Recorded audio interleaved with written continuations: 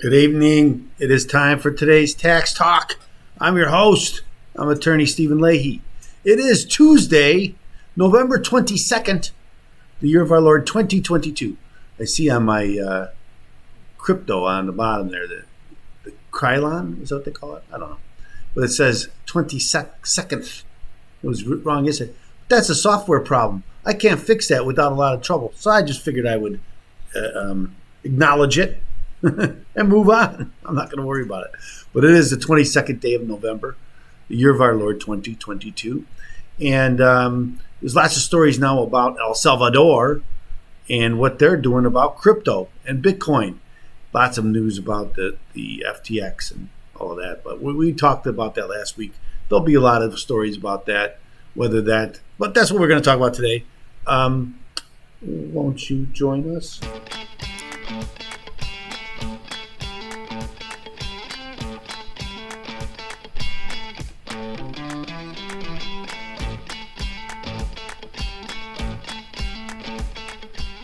Yeah, that's a big story, and there's going to be some scandals whether that money went to American money went to Ukraine, and then Ukraine put it in some financial institutions, and those financial institutions gave it to FTX, and FTX gave it to the Democrats. Did that happen? I wouldn't put it past them. I don't know though. But there's going to be some investigations. They're going to find out. But I wanted to talk about, and I was a big advocate of this when last September, the El Salvador adopted Bitcoin, the first one in the world to adopt Bitcoin as their currency, legal tender, and started accepting currency everywhere, Bitcoin everywhere. And at the time, we'll read the stories about it because there's some good stories about it.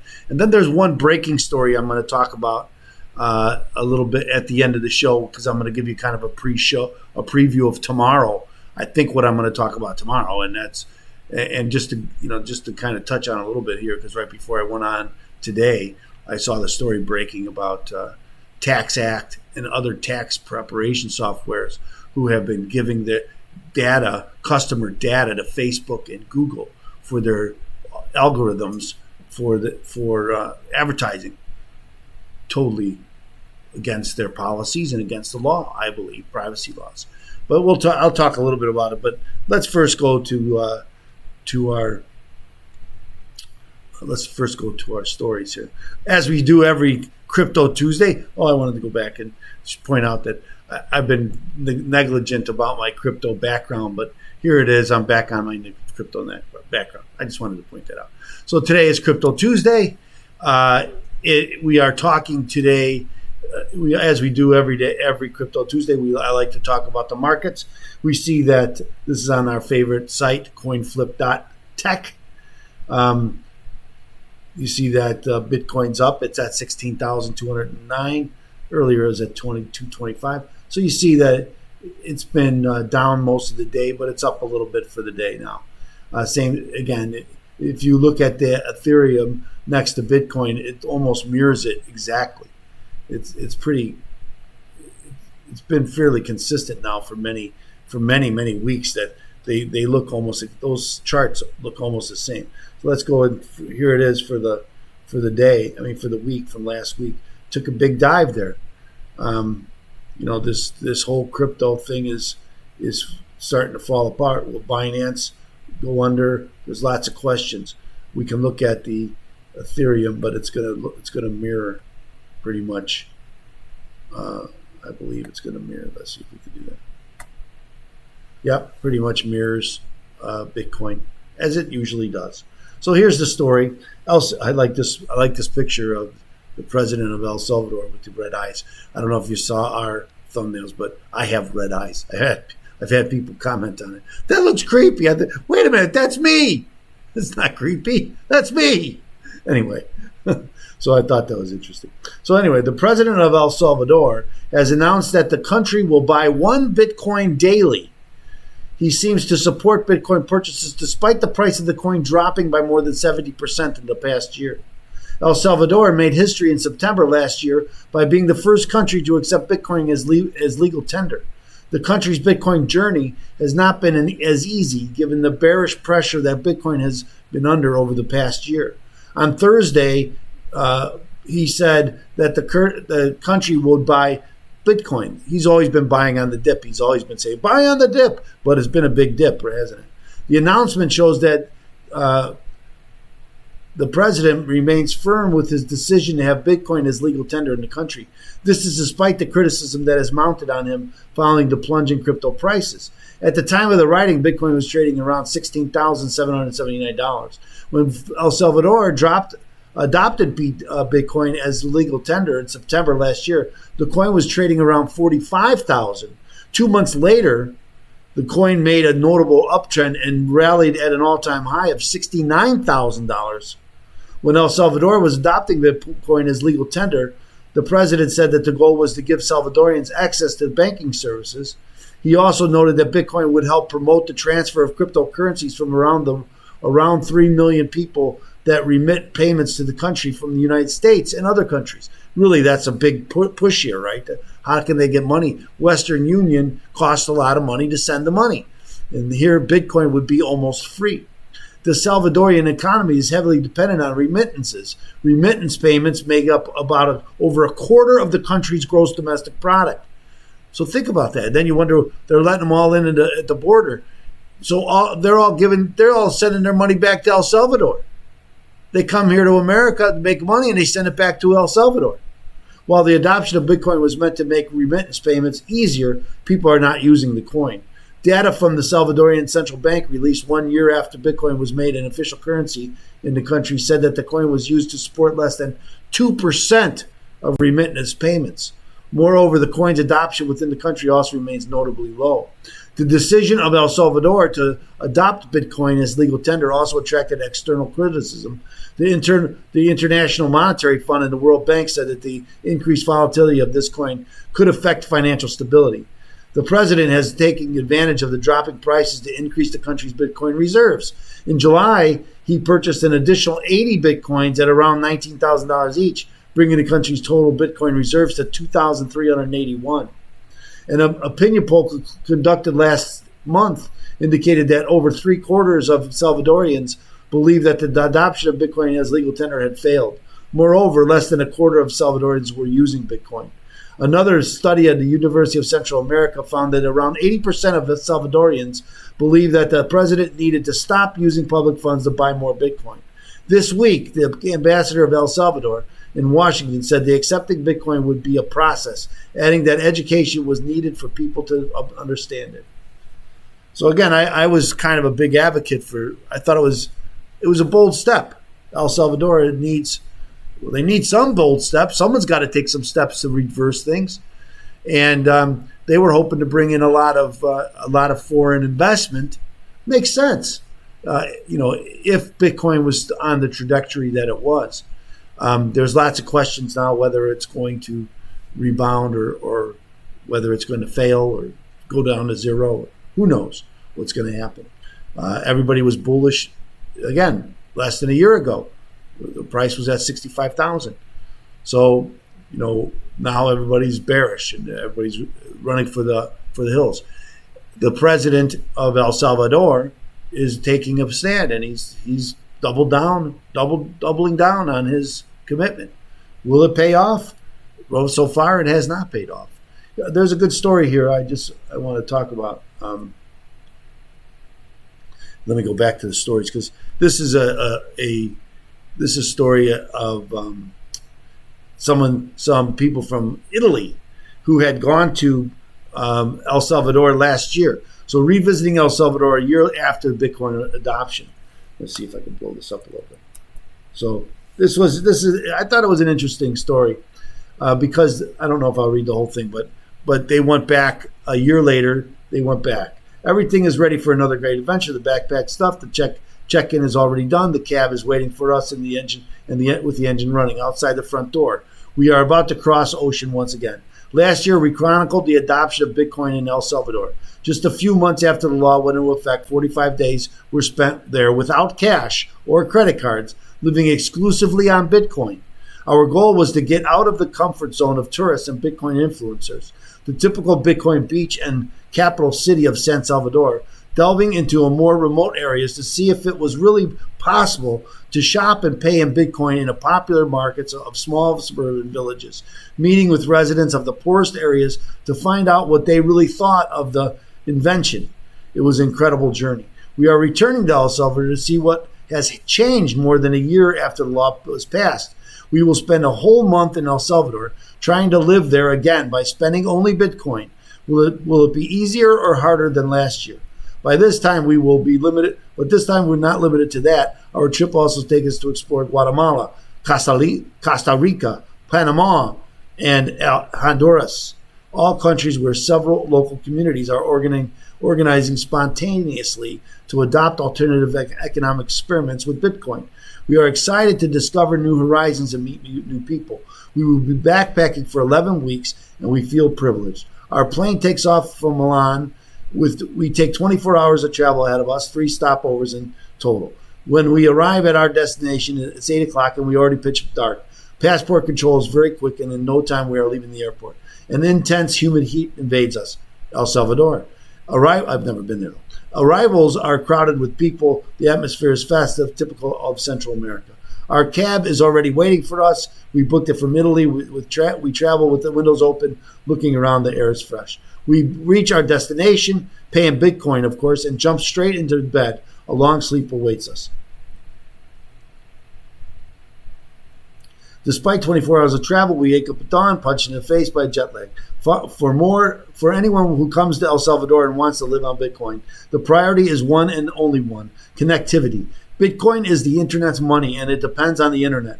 Our Italian SIM cards are dead, unusable because the roaming is so expensive.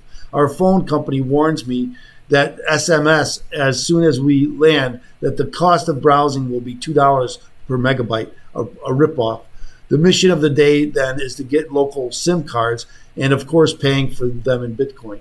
We try to get our bearings with Google Maps using the hotel's Wi-Fi, download a list of nearby phone stores, and set off to explore. We do not have to walk very long to realize that we have miscalculated very badly. All around us, every store is closed. We stop a passerby to ask for an explanation. He replies, almost laughing, that today is, I don't know what that says, and that it is a national holiday. We will surely find everything closed except for a large shopping center down the street. We realize that this is our only hope, and we walk on. When we reach the mall, it is actually open, but not at all the stores inside are. The phone company, of course, is closed. We ask around and are told that there is a pharmacy open that also sells SIM cards. It sounds weird, but it is worth a try. We walk in, and it is true. The phone company's logo is predominantly displayed at the center counter. We ask if we can pay in Bitcoin, but the clerk replies that they only accept cash. Too bad. Meanwhile, we get hungry and notice that several restaurants have Bitcoin and Strike logos in the windows. We can use the mall's free Wi-Fi, so we choose one and go inside. We let the waiter know we are looking for food, but can only pay in Bitcoin. He sits us down, but he quickly realized that something is wrong because we see the waiter lingering and talking with the restaurant cashier. After several minutes, he approaches us and tells us that it is no longer possible to pay in Bitcoin. They accepted it for a few months, but then gave up. Too complicated and too few transactions, he says. We get up and leave disappointed. So anyway, they didn't get it. The next day, the hunt begins. The stores around us are all finally open, and the city's back in the urban chaos we remember so well. We are walking around blind because our phones are still not connected. So we decide to play it safe and go back to the phone stores we have already spotted the day before. There are 4 of the 5 in total, but none of them accept Bitcoin. We are amazed. Last time we were here, it had been less than 1 hour to find SIM cards. The last shopkeeper is very nice and recommends a large shopping center. It is a bit far, but worth it. We know it's our best bet because he said there are Cossacks in stores at every phone operator in Salvador. It looks promising. It takes us a little over 40 minutes to get there on foot. The day is a little cloudy, but not very hot. We walk through the entrance of the mall into a large lobby, and our faces light up. There are at least a dozen telephone kiosks. We start asking. We don't give a damn about the rates or phone plans. All we need is connectivity. Unfortunately, however, no one wants our Bitcoin. We go upstairs, and then downstairs again. There are dozens of little stores selling phone recharges, cheap smartphones, accessories, and electronics, but no dice. When we say that we are only paid in Bitcoin, they look at us in amazement. They are very polite and almost apologize, but they react as if the word Bitcoin is something that belongs to a distant memory, as if it is something that they haven't heard of in a long time. On the top floor are our company's actual stores, big showrooms all lit up and packed with staff. This is it, we think. We start with Claro, the phone giant here in Central America, but their answer is that they can sell us top-ups in Bitcoin, but they can't do new activations. Corporate policies are to blame, apparently. When they try to buy Big Tigo store, buy Movie Star, but get nothing. Our last resort is called Digicel, and we feel like we're going to faint when we see the Bitcoin logo hanging in the cash register. We immediately ask if we can use it to buy 3 SIM cards. The saleswoman is surprised, asked her superior, and the answer is affirmative. There is not an easy thing, apparently. The clerks talk to each other over for the past 15 minutes to find a device which the Chivo wallet, the Chivo, that's the wallet that they gave the money out to El Salvador government, is installed, and remember the password to activate the app. Not many Bitcoin transactions are seen here either, apparently, but they finally managed to generate a lightning QR code, and transaction goes through. We did it. We are connected. Now, okay, I'm not gonna read this whole thing, but obviously that things have changed. It wasn't that easy. The last year, it was, the first year it was easy, but then it wasn't. It's a very long story. I thought it was. I thought it was amazing, though, that it was a nice trip. Next week, we will leave the capital to gather evidence on Bitcoin adoption in less densely populated areas of the country. We are doing this for our new project, Bitcoin Explorers, which aims to chronicle the impact of this technology everywhere in the world, especially in emerging markets. On our YouTube channel, you can watch the travel log of this first Bitcoin-only week spent in El Salvador. If you want to connect with us, okay, whatever. It is really difficult for us to judge. We are not at a loss as far as making a decision. On the one hand, we firmly believe that brutality is never justified. Whatever. Okay, so that's where we are. They had a more difficult time. It's not as easy. A year later, it's less likely that the stores use Bitcoin than more. Again, I think and I've been talking about this last couple of months. One of the benefits of the Bitcoin value drop is that it's been fairly stable between $16,000 and $20,000 for some time now. When it's going from 45 to 65,000, 45,000 to 65,000, hard to take a Bitcoin or how to use the Bitcoin. I'm going to buy a toothpaste one day, and if I wouldn't have used the Bitcoin, I have twice as much tomorrow. Well, it doesn't make sense. So the market is it has been stable, but it hasn't seemed to work or help in people adopting Bitcoin, at least in El Salvador. So I thought it was an interesting story. Oh, that's right. I wanted to do one more. I wanted to talk about. This is the story we're going to probably talk about tomorrow. Tax filing websites have been sending users' financial information to Facebook. This is going to be a huge story.